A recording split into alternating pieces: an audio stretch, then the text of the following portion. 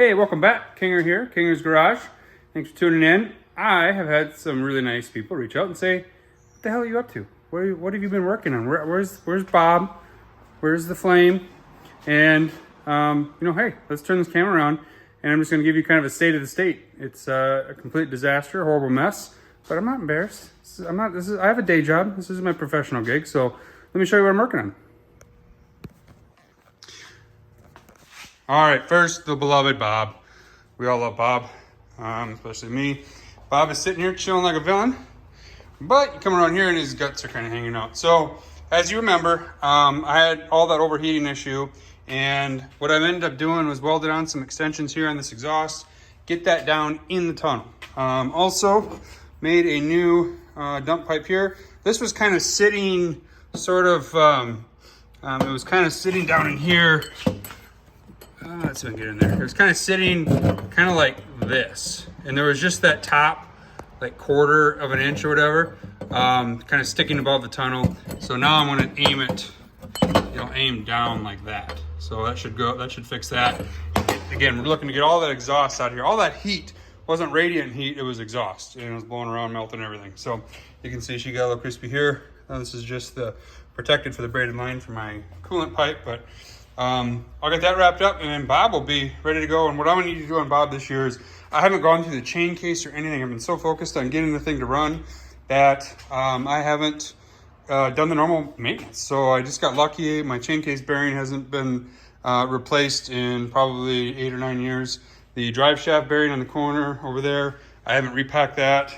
Just kind of got lucky. Back here, the Zio ZX2, my favorite suspension. If you don't know anything about the suspension, AD Bovine made this years ago.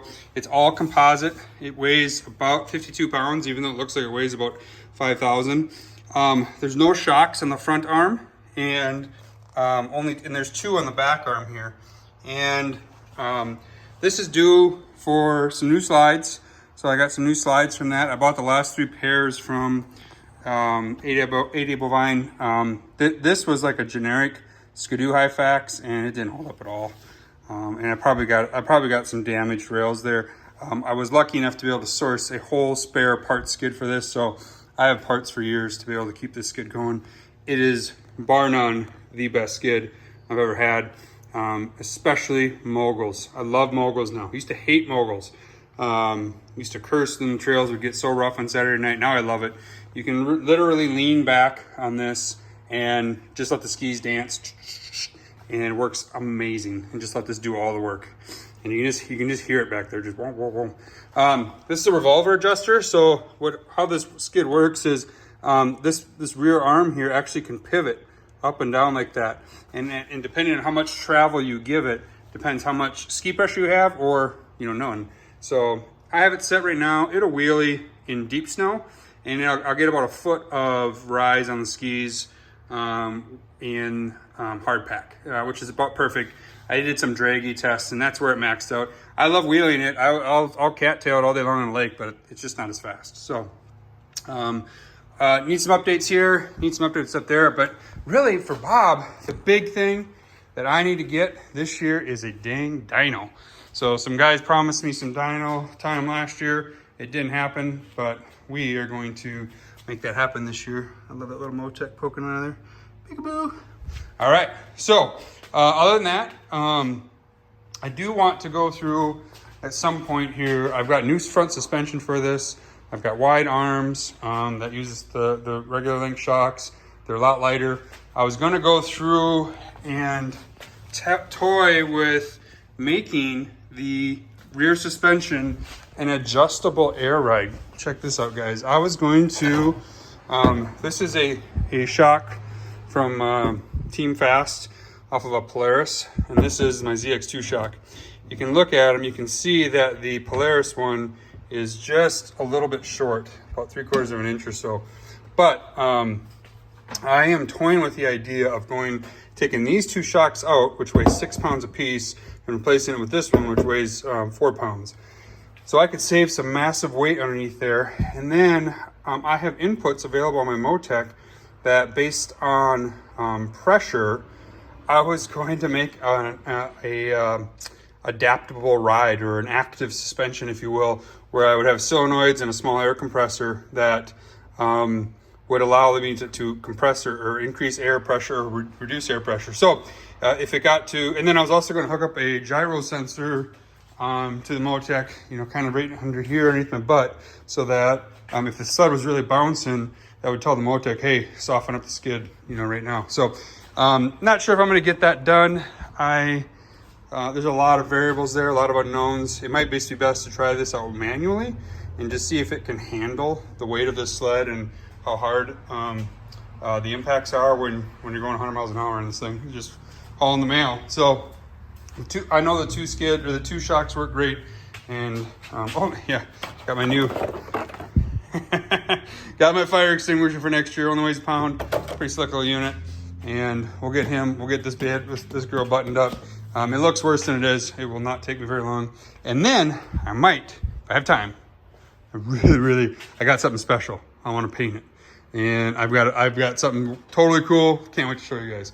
All right, good old flame. The flame that I hate so much. You are up and down. Me and you, we have an up and down rocky relationship. You can see what I got going on here. Yeah. That's chain case. That's actually oil tank, which is stacked on top of the chain case. If you know these Arctic Cats. That's got to get gone through. We're gonna do what we call bulletproof in this one. I'm gonna do a whole series on that. I actually wrote the FAQ on T-by-4 stroke, so we're gonna go through all that and show you how to pull the skid out, replace and upgrade the bearings in there, get one that actually grabs the bearing or the drive shaft, fix all that stuff, top gear bushing, all that. We're gonna go through all that in detail. I need to order the parts and just make some time. But this guy, which you guys have never seen, is my toy family hauler in the summertime. We like to go ride. In fact, we're going next week. Actually, for the first time ever, going up to where we snowmobile. So I'm really excited about that. We're gonna be able to go test some trails. But this is a 19 4-seat Razor XP turbo, of course. Gotta have a turbo, right? If it comes with a turbo, we gotta have a turbo. So got it set up. I haven't done any videos on this. Just, you know, I don't know if you guys, you know, I don't know who's interested in this kind of stuff, but I've got the dust situation figured out. I'm actually allergic to dust, which I don't mean sound like a Sally, but the stock Razors, when you put a windshield on with nothing else, it creates a swirl and it dumps all the dust right in your lap. And it got to be a little bit much for me. So we got that figured out. I got a secret formula here, which is working out really well, where you use this vented windshield like this, and it directs all the air up, and I can feel it right up here. Oh, if I had the camera, it goes right along the roof line. And if I'm riding here and here's my head, I can stick my hand up here and I can feel 50-mile-an-hour wind coming like that. Pretty cool. And then it comes back here, and what does it do? Bam! It hits this, and this is like this was a test, but it's actually worked out really good. It's a Tusk rear window unit, and it hits that, and it forces all the air out, and it goes around, and it creates positive pressure in the cab. So really excited about that. We don't hardly get dusty at all on the thing. I put some wide fenders on, or flares on it. The stock ones, you just get filthy when we go mudding. So not afraid of dirt, but at the same time, when it's not all over your lap, it's okay. What else can I say about this? Did a couple upgrades. I got my phone mounted in here. This is the same phone that I use with Trail Trucker app when I go snowmobiling. So this mount moves from sled to sled, which is kind of nice. I have got some blue lights. These are from my car stereo days back in the, I don't know, I better not date myself, 90s. And they've been floating around my closet, and my girls just think they're cool as heck with it all lit up blue at night and matches the dash and all that stuff. Got the GPS ride command. I love to ride a Yamaha.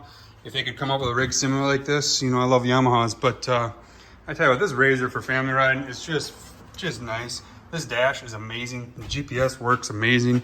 I'm a guy who doesn't like to be lost and like to know where I'm at. And so I appreciate seeing where we're at, where we've been, And, you know, I don't have to put up with how long until we get to a bathroom or, you know, with all that stuff. I'm like, we're 5 minutes, you know. So also added turn signals. I don't know if I didn't show you that. That was really cool. That is just a weird thing of mine that I just like telling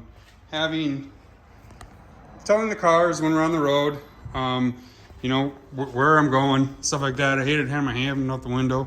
And the RZRs, you don't have to add any lights. These are all stock lights. You just have a flasher box. Kind of, they make a lot of nice plug and play kits. I wanted one that was a stock and not a button, just because I'm a creature of habit. So it's like driving a car. This is your hazards here. And then you just pull this down to go left or right. I got the blinker arrows in the dash working. Had to take some stuff part out of there to do that, but all that is really, really slick. And then of course it's DRLs when you're not. I did have to buy these. These are. I did have to buy those to be able to flash the yellow. But got the winch when we get stuck. And then of course we love these big lights are just, they're not overrated. They're awesome. So very comfortable unit. Put the lower doors in here so you don't get sprayed. That seems stupid that Polaris didn't do that. And yeah, it's really fun. The girls love it back here. I have 2 daughters, as you know. And then we set up this these rigid toolboxes with this bracket that you can buy that's made to kind of slip. There's fingers that slip in here and hold this down with the factory Polaris, I forget what they call it, lock and ride or something.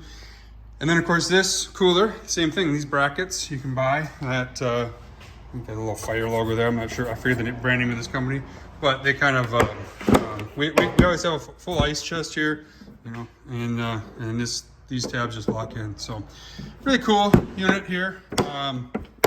Works out super slick. That cooler is amazing. I'll put ice in it on a Thursday, and there'll still be some in there on Sunday. So when we go home, so works really good. In fact, I would love to get a new one. This one's got about 300 miles. It's got 2,300 on it now. Would love to upgrade, but these accessories just gouge you. You know, I mean, if you get a new Pro R, you're gonna pay out the nose just for the unit, and then that's the cheap part. And I feel like there's about $7,000 in accessories here to get the thing set up the way, you know, I'd want to ride. And I know I'm kind of spoiled, but I like my stuff. You know, I like the windshields, I like the dust free, I like the door, I like the wider fenders, I like having the winch. Of course, the big light on top, the roof. You know, that's an option that doesn't come with them. You gotta get the roof and all that stuff. So anyway. So that's what keeps me up to date. This girl here is the old RX-7, and this is my dream car.